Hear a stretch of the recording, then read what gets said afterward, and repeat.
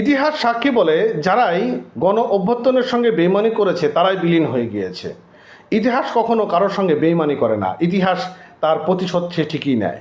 বাংলাদেশের জাতীয় নাগরিক পার্টি অর্থাৎ এনসিপি গণ অভ্যুত্থানে তারা একটা বড় নেতৃত্ব দিয়েছিল এবং বৈষম্য বিরোধী ছাত্র আন্দোলন থেকে গড়ে ওঠা এই এনসিপি রাজনৈতিক দল। বলা হয় এনসিপি নাকি আমাদের প্রধান উপদেষ্টা ডক্টর মোহাম্মদ ইউনূস স্যারের পৃষ্ঠপোষকতা একটি কিংস পার্টি। এখন এনসিপি তারা যে নতুন রাজনৈতিক দল গঠন করেছে তারা আগামী দিনে শাপলা প্রতীক নিয়ে নির্বাচন অংশগ্রহণ করবে। এখন তারা এককভাবে নির্বাচন করলে কয়টি আসন পাবে সেটি তো আমরা এখন থেকেই বলে দিতে পারি, কিন্তু তারা বিভিন্ন রাজনৈতিক দলের সঙ্গে বিশেষ করে জামাত এবং বিএনপির সঙ্গে জোট গঠন করার জন্য মরিয়া হয়ে উঠেছে। তারা বিএনপির সঙ্গে আসন সমঝোতা চায়। তারা বিএনপিকে একটা বড় প্রস্তাব দিয়েছে, তারা বিএনপির কাছ থেকে 20টি আসন চাচ্ছে, অর্থাৎ 20টি যদি তাদেরকে আসন ছেড়ে দেওয়া হয়, পাশাপাশি মন্ত্রিপরিষদ থেকে তাদের একটি মন্ত্রিত্ব দেওয়া হবে। এরকম একটি সমঝোতায় বিএনপি আসলে মানবে কিনা, তবে বিএনপির সম্ভাবনা আছে মানার, কারণ বিএনপির অনেক দুর্বলতা আমরা দেখতে পাচ্ছি বিভিন্ন জায়গাগুলোতে, মাঠ পর্যায় থেকে শুরু করে তাদের ভিতরে অর্থাৎ তাদের যে কমিটি রয়েছে সে কমিটির মতো অনেক দুর্বলতা প্রকাশ পায়। অতএব বিএনপি সেই জায়গাগুলো ছেড়ে দিতে পারে। এখন জামাতে ইসলাম কি করবে? জামাতে ইসলাম কি তাদের সঙ্গে দর কষাকষি করবে? এখন জামাত ইসলাম তাদের সঙ্গে দর কষাকষি করবে কিনা সেটি আমার জানা নেই, তবে কালবেলা পত্রিকায় কি বলছে সেটি আমরা একটু জানার চেষ্টা করি। ত্রয়োদশ জাতীয় সংসদ নির্বাচন সামনে রেখে সম্ভাব্য আসন সমঝোতা ও ভবিষ্যৎ রাজনৈতিক কৌশল নিয়ে বিএনপির সঙ্গে ঘনিষ্ঠ যোগাযোগ বজায় রেখেছে জাতীয় নাগরিক পার্টি এনসিপি। দেখুন, এই জাতীয় নাগরিক পার্টি অর্থাৎ এনসিপি 2 দিন আগেও বিএনপি নিয়ে যা বলেছে সেটাকে সমালোচনা বলে না, সেটাকে অন্য কিছু বলে। দলটি বিএনপির সঙ্গে অন্তত 20টি আসনের সমঝোতা চায় এবং বিএনপি ক্ষমতায় গেলে মন্ত্রিসভায় অংশগ্রহণেরও দাবি জানিয়েছে। তবে আমার কাছে যেটা মনে হয়, বিএনপি যদি তাদেরকে 20টি আসন দেয় এবং তারা যদি 20টি আসনের মধ্যে 5 জন জয় লাভ করে, 5 জন বাদ দিলাম, 3 জনও যদি জয় লাভ করে, তবে তারা 3টি মন্ত্রিত্ব চাবে। এবং বিএনপি যদি তাদেরকে সে মন্ত্রিত্ব না দেয় তাহলে পরিস্থিতি যে আরও জল ঘোলা হবে সেটি বিএনপিও না বুঝতে পারলেও আমরা কিন্তু টুকিটাকি বুঝতে পারি। এবং 2 দলের সূত্র থেকে জানা গিয়েছে এই আলোচনা ও প্রস্তাব বর্তমানে আনুষ্ঠানিক পর্যায়ে রয়েছে। তবে এনসিপি শেষ পর্যন্ত বিএনপির সঙ্গে জোটে যাবে নাকি এককভাবে নির্বাচন করবে সেই বিষয় এখনও চূড়ান্ত হয়নি এবং জানা যায় দলটির কয়েকজন প্রভাবশালী নেতা ব্যক্তিগতভাবে জামাত ইসলামের সঙ্গে যোগাযোগ রাখছেন এবং বিএনপি একটি সূত্র থেকে জানা গিয়েছে এনসিপি নেতারা শুধু আসন ভাগাভাগি নয়, নিজেদের ভবিষ্যৎ রাজনৈতিক নিরাপত্তা নিশ্চয়তা চায়। বিষয়টাকে আপনারা বুঝতে পারছেন যে আগামী ভবিষ্যতে যে তাদের রাজনৈতিক করতে হবে তার একটি তারা নিশ্চয়তা চায়, অর্থাৎ তারা পার্মানেন্টভাবে বসতে চায়।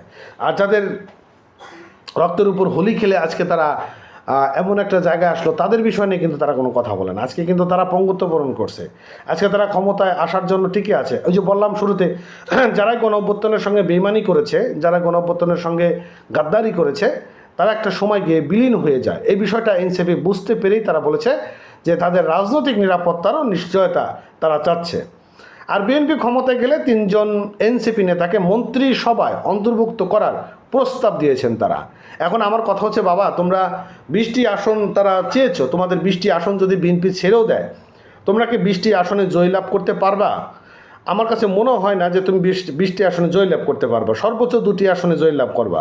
এখন 2টি আসনের মধ্য থেকে 3টি তোমরা এই চাচ্ছ, মন্ত্রিত্ব চাচ্ছ, এটা তো হতে পারে না। এখন তোমরা যদি ধরে রাখো যে তোমরা 20টি আসনে জয়লাভ করবা, সেটা হয়তো তোমাদের জন্য অনেকটা বড় ভুল। এবং তাদের আর একটা বড় দাবি রয়েছে, সেই কী দাবি?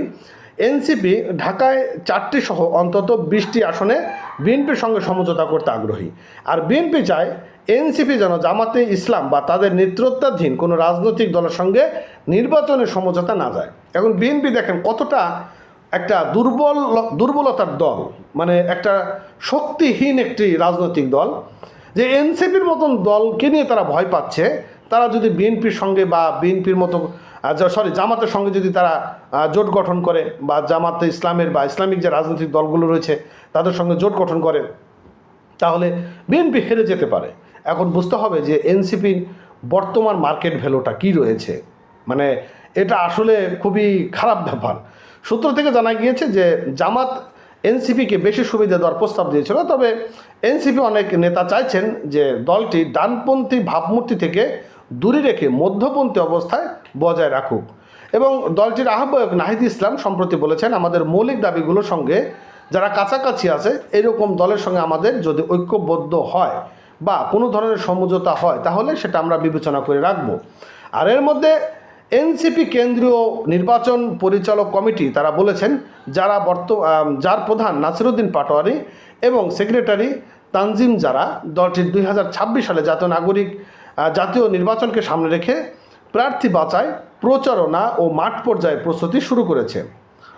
আর এনসিপি নেতারা তারা জানিয়েছেন যে দলের আহ্বায়ক নাহিদ ইসলাম ঢাকা 11 আসন থেকে তারা নির্বাচনে যেতে চান। আর সদস্য সচিব আক্তার হোসেন তারা রংপুর 4 আসন থেকে প্রতিদ্বন্দ্বিতা করবেন। আর নাসিরউদ্দিন পাটোয়ারি ঢাকা 18 অথবা চাঁদপুর 5 আসন থেকে নির্বাচনে অংশগ্রহণ করতে আগ্রহী। আর তানজিম যারা ঢাকার 9 আসন থেকে এবং জ্যেষ্ঠ যুগ্ম আহ্বায়ক রফিকুল আলম আদিব ঢাকা 14 আসন থেকে নির্বাচনের জন্য প্রস্তুতি নিচ্ছেন। এছাড়াও এনসিপির উত্তরাঞ্চল মুখ্য সংগঠক সার্জিস আলম পঞ্চগড় 1 আসন থেকে এবং আরও অনেকে রয়েছে কুমিল্লা থেকে তারা নেবে।